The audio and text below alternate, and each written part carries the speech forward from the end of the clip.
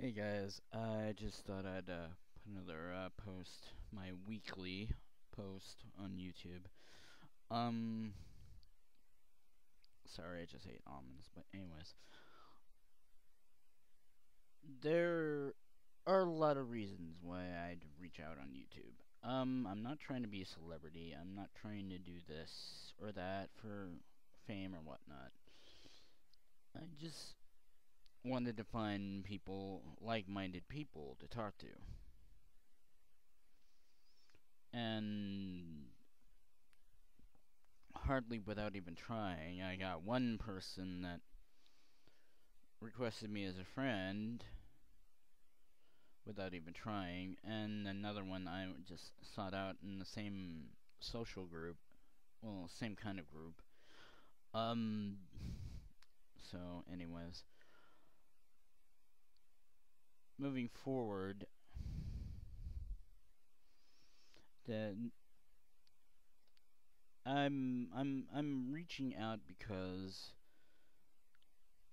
to this certain group, which is the intersex and transgender community, because for the longest time that I could remember, I was a member of the intersex community.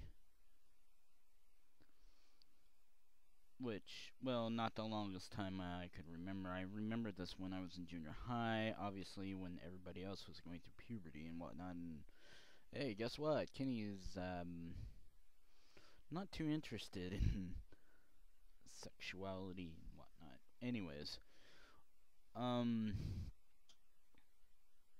all starts obviously before I was born and didn't develop right. And when I was 2 or 3, my dad and my grandmother and my aunt took me to a hospital, or took me to specialists at OHSU, and they did procedures and whatnot. And, oh, one procedure in particular, archoplexy. If you want, you can look it up. It's not a big deal, anyways, but it was afterwards to me when I was a kid, because it hurt a lot when I went home and all the stitches. Couldn't walk.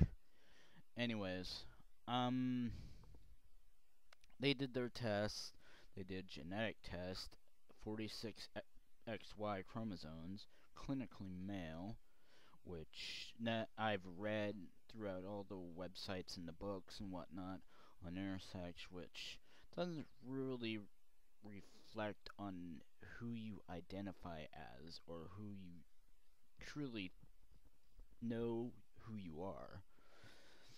So, and this was back when the whole intersex thing was really being evaluated by physicians and whatnot. And I looked it over. I also looked over the fact that my body wasn't producing testosterone, which even with women, their bodies produce some testosterone, just not a lot. Testosterone is a male hormone. I don't think way the medical records said, mine wasn't producing any of it. So I also looked over the medical records, and a lot of things irritated me in what the doctor said about my condition. It stated in one report that despite the outcome of the genetic testing, that I was to be raised male. Okay, if they had unequivocal information that indicates that someone should be raised male, like, whole 9 yards male, then okay. But they didn't even receive any data yet, and they underlined it.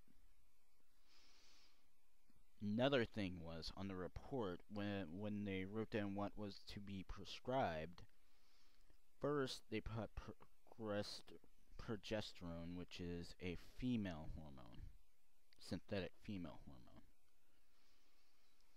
They crossed it out, wrote over it testosterone. Because I guess they really. It's like, oh, okay. Oh, we made a mistake. Okay. Anyways, and that irritated me too. And when I was a little kid, I just. Here's another thing in my life story. I'm not trying to do the whole pity party or whatnot, but when I was a kid, yeah, I knew I didn't have. My body didn't produce testosterone. Come a few years later, my body ended up not producing insulin either. Yes, I'm a diabetic, but sorry, I keep focusing. When I was a little kid, I had an absent parent, my mother, and dealing with the trauma of being born with this condition really upsetted me, let alone the fact that my mom left, never bothered to contact me or my dad or my dad's family to see how I was doing, basically flaked off. When I was a kid, I thought it was because I was flawed. Of course, as an adult, I realized that's not the case. However, when you're a little kid and you go through life into your adolescent years, it hits you with a lot of trauma. And I really thought I was a freak. I mean, wasn't particularly girly, but my body wasn't developing like other guys. And I wasn't in high school. My friends were all like into like girls, you know, having sex. I, when I was in high school, I found it repulsive. I thought it was disgusting. I didn't care what society or whatnot, whoever thought. I just found it repulsive. So I basically I was a loner because of how I felt about my body and about sexuality and whatnot. I know now that all of this was something I shouldn't have felt, but it's hard to shake when you're a kid. And fast forward 31 years later, or no, not 31 years from that point later, 31 years later from when I was born, I, till the past year, I was taking testosterone. Yeah, I'm 31, and I still take testosterone, and I have no facial hair. I still haven't fully developed. I don't know what it's about, but reading into female to male transgendered or transgendered, hearing what their treatment was when they took testosterone, it's like, oh, you started growing hair the first month. I've been taking that for almost 10 years. I still have no facial hair. But anyways, dealing with the trauma behind it, and I have been seeing a counselor, and I'm thinking of going the opposite direction on this whole hormone treatment thing.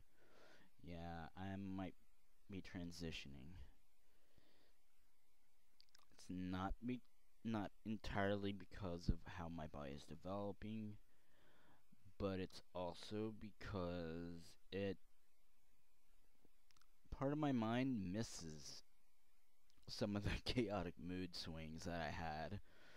I don't know why, and it misses the slightly curvy body that I had. And realizing that if nobody, if somebody judges me over this, you see, when I ever all through my life I worried about what other people thought. Finally, I don't give a rat's ass, and I feel mostly female. So I'm gonna be doing that. And I have been seeing a counselor, and I need to get on my endocrinologist ass up on the whole medication. So, anyways, I just thought I'd put that out there. And my other to my friends out there who are either very open-minded to the fact, or people, other friends of mine that are out there that have to deal with it too in their own way. That's how it is. That's how I'm gonna be. I'm not gonna do something because somebody else wants me to. This is what I need to do.